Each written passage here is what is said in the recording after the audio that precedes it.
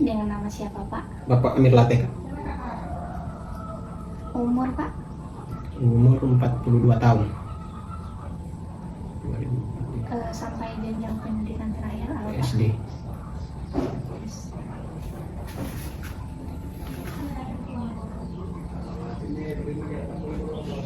Sudah berapa lama bertani Pak?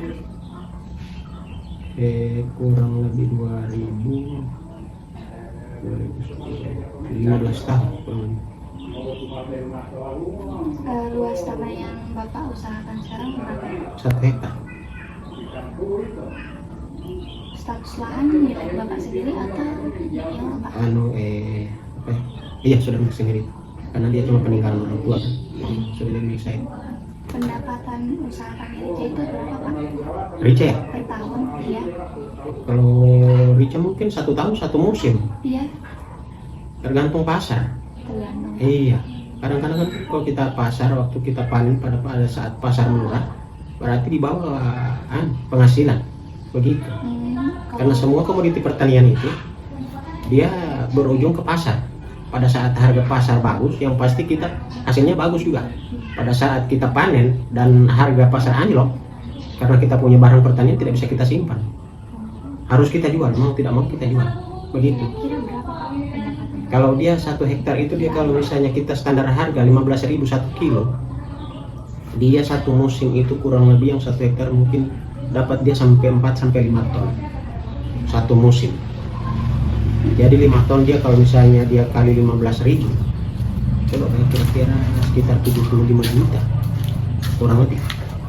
Setiap musim? Iya, setiap musim. Kemudian apa saja sarana produksi yang paling penting dalam budidaya rica Pak? Iya.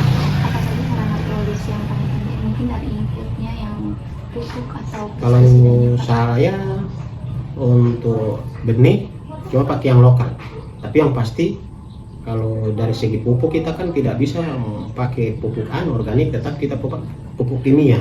Begitu juga dengan insek, obat-obatan yang kita butuhkan, tetap kita mengacu pada yang kimia. Kemudian apa kendala utama yang sering Bapak hadapi dalam mengelola usaha tani rica Pak? Yang paling terbesar dalam kendala petani itu saya di rica, ya harga. Harganya? Iya. Karena di posisi saya sebagai petani, di harga itu yang menentukan kita punya hasil. Begitu. Kalau kayak harga pupuk naik Pak, berarti pupuk juga berkendala di situ Pak. Kayak macam ada kendala di pupuk. Iya, kendalanya kan misalnya begini, bukan cuma pupuk juga, obat-obatan kan sering naik. Gitu. Posisi saat kita panen, harga anjlok. Mau tidak mau kan kita punya bahan ini, dari pertanian hasil pertanian tidak bisa kita tahan, harus kita jual. Begitu.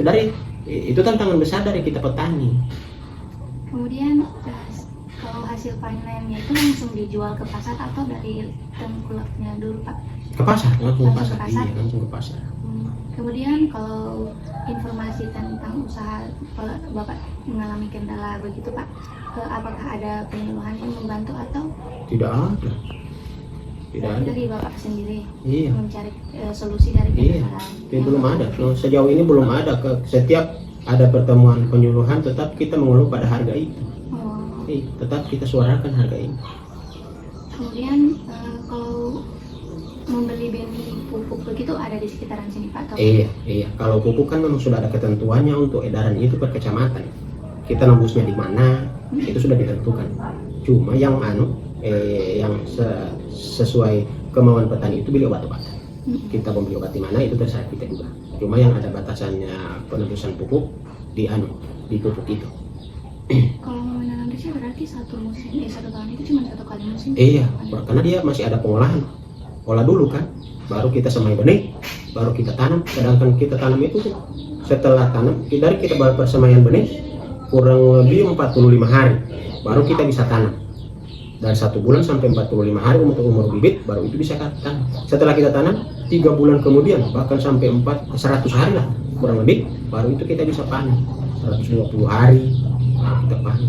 Tapi 1 musim itu cuma 1 kali Iya, panen? tidak. Dia panennya lama. Dalam 3 bulan itu dia start panen itu mungkin kalau dia paling bagus perawatannya rica mungkin sampai 6 bulan juga selama kita panen.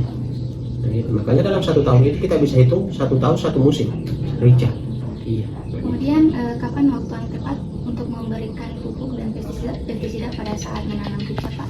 Nah, pupuk dasar itu kalau kita cerita pupuk, dia harus 2 minggu sampai 20 hari setelah tanam. Itu pupuk pertama. Pemupukan kedua 45 hari sampai 60 hari pemupukan kedua. Dan pemupukan ketiga dia menjelang panen 75 hari sampai 80 hari. Itu pemupukan ketiga. Kalau saya itu begitu, aplikasinya 3 kali dalam semusim. Kemudian mengapa Bapak memilih menanam rica dibandingkan komoditas lain, Pak? Begini, kalau saya pilih rica itu begini, dia panennya lama. Iya, panennya lama. Jadi kadang kita kena di harga yang bagus, kadang kita kena di harga yang di bawah, tapi tidak selamanya kita di bawah karena waktu panennya lama. Kalau kita bagus, dia punya rawatan, kita punya pengendalian hama dan penyakit juga bagus, kemungkinan kita punya panen rica itu mencapai sampai 6 bulan. Makanya saya suka tanam rica, sekali olah lama kita panen akan begitu. Kemudian bagaimana cara Bapak untuk meningkatkan produksi rica agar hasilnya lebih banyak? Tergantung kita punya perawatan, kita rawat dia dari pupuk, penyemprotannya harus bagus, begitu. Baru tepat sasaran, tepat waktu. Di pertanian itu dia ada semua komoditi pertanian itu dia 3T, tepat waktu, tepat dosis, tepat pemupukannya begitu, tepat waktulah kurang lebih. Jangan dia pada saat kita butuh pupuk kita kasih lain, masuk kan, gitu. Sama juga dengan kita konsumsi, pada saat kita lapar dia kasih obat sakit kepala, nggak masuk kan, begitu juga di pertanian. Kemudian apa saja risiko yang sering terjadi pada saat menanam rica, Pak? Kalau risiko yang paling besar itu di musim hujan, kita paling banyak diserang penggerik buah. Iya. Kalau padi itu terjadi pada saat musim hujan, cuaca musim hujan tidak stabil, curah hujan tinggi. Nah, jadi dari segi penyakit juga mudah masuk ke tanaman karena kelembapan tanah sudah tidak maksimal. Kemudian apa jenis hama dan penyakit yang paling sering menyerang tanaman rica? Kalau di rica pertama dia kutu. Kutu itu ada 2 menurut saya. Kutu pertama kutu thrips aphids, baru kedua thrips dengan aphids.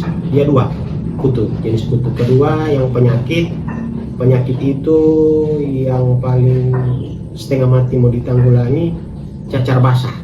Iya, cacar basah ada 2, satu disebabkan oleh penyakit dan satu disebabkan oleh hama. Hama yang bikin penyakit di buah rica, lalat buah, jenisnya sama, tapi kalau kita amati dia beda, tetap dia rusak, basah dua-dua. Baru satu lalat buah, kedua antraknosa. Iya, kalau antrak dia tergolong dalam penyakit. Kalau dia lalat buah dia serangan hama, dia beda. Kalau dia serangnya dua-dua, itu penyakit rica yang sangat sulit dikendalikan.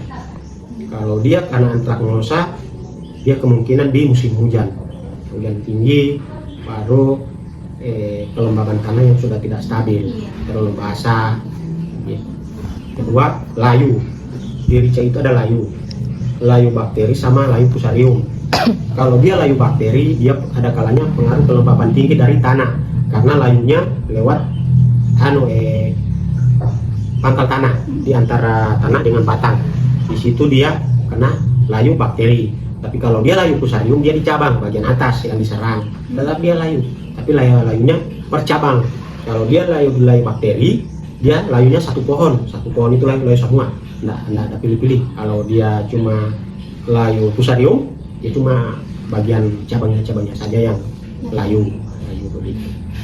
Misalkan jika produksi rica menurun, Pak, Yang dampak dari produksi rica menurun, Pak? Yang pasti kita rugi lah.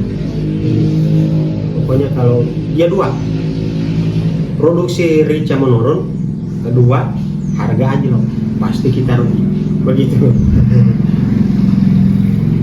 Apa kerugian yang biasanya dialami jika terjadi gagal panen? Yang ruginya banyak Bu, kalau cuma rugi rugi tenaga. Kita kan tenaganya sendiri, olah, baru nanam, rawat, bukan waktu yang singkat Bu, ini lama. Jadi kita rugi banyak itu dari segi tenaga, uang, karena kita kan beli obat, beli pupuk kan butuh uang. Nah, terus kita gagal panen.